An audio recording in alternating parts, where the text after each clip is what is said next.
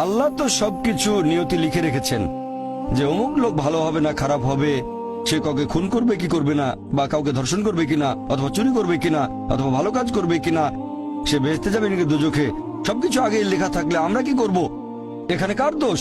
যদি কাউকে খুন করি, আল্লাহ আমার কদরে লিখেছেন, আমি খুন করবো আর করে ফেললাম, এই দোষটা কার? দোষ তো আল্লাহর। তাহলে আমাকে দোজখে পাঠানো হবে কেন? আর এটা খুবই লজিক্যাল প্রশ্ন।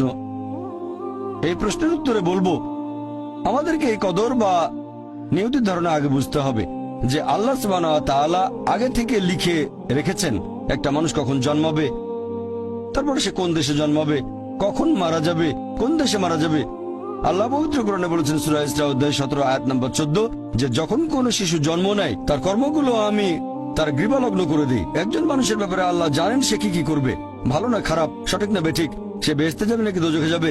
যে ধরেন একটা ক্লাসে একজন টিচার পড়াচ্ছেন 100 জন ছাত্রকে প্রায় 1 বছর ধরে, আর পরীক্ষা শুরুর আগে টিচার অনুমান করলেন যে এই ছাত্রটা এবারের পরীক্ষায় ফার্স্ট হবে, ফার্স্ট ক্লাস ফার্স্ট, এই ছাত্র পাবে সেকেন্ড ক্লাস, এই ছাত্র করবে ফেল। এটা আমি উদাহরণ হিসেবে বলছি। এর কিছুদিন পরে পরীক্ষা হয়ে গেল, প্রথম ছাত্র হলো ফার্স্ট ক্লাস ফার্স্ট, এই ছাত্র সেকেন্ড ক্লাস, আর ওই ছাত্রটা করলো ফেল। এখন আপনাদের প্রশ্ন করি, যে ছাত্র ফেল করেছে সে কি টিচারকে বলবে আপনি বলেছিলেন যে আমি ফেল করব তাই ফেল করেছি? এখানে দোষটা কার? টিচারের নাকি ছাত্রের? কার দোষ?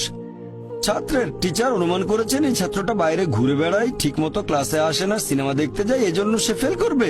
ওই ছাত্র মোটামুটি মাঝারি, এই ছাত্র খুব মেধাবী, অনেক পরিশ্রম করে, তাই টিচার পরীক্ষা শুরু হওয়ার আগে অনুমান করেছেন এই ছাত্র হবে ফার্স্ট ক্লাস ফার্স্ট, এই ছাত্র সেকেন্ড ক্লাস, ওই ছাত্র ফেল। তারপর আসলে ওই ছেলে ফার্স্ট ক্লাস ফার্স্ট, এই ছেলে সেকেন্ড ক্লাস, আর ওই ছাত্র ফেল। টিচার অনুমান করেছেন, তার মানে এই না যে দোষটা টিচারেরই হবে। টিচার সবাইকে পড়িয়েছেন সঠিকভাবে, সমানভাবে। একইভাবে আল্লাহ সুবহানাহু ওয়া তাআলার আছে ইলমে গায়েব, তিনি ভবিষ্যৎ সম্পর্কে জানেন।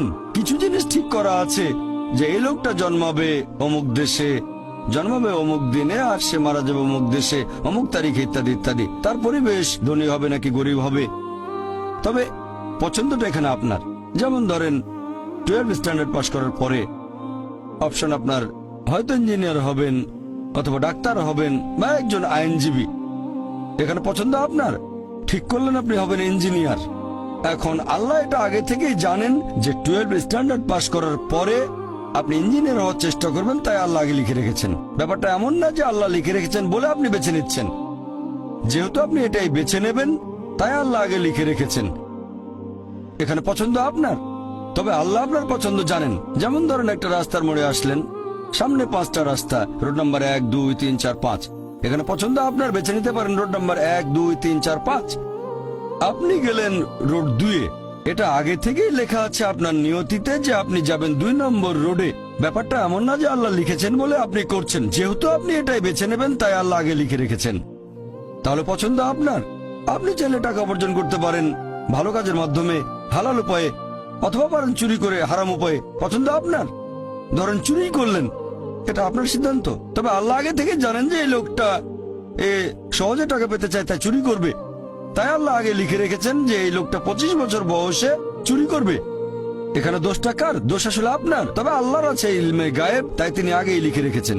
সিদ্ধান্তটা আপনার। আল্লাহ তাআলা মানুষদের দিয়েছেন স্বাধীন ইচ্ছা, আপনি আল্লাহ তাআলাকে দোষ দিতে পারবেন না আপনার পাপের জন্য। যদি আপনি দোজখে যান, যাবেন আপনার পাপ কাজগুলোর জন্য, আর যদি বেহেশতে যান সেটার কারণ হবে আল্লাহ সুবহানাহু ওয়া তাআলার অসীম করুণা।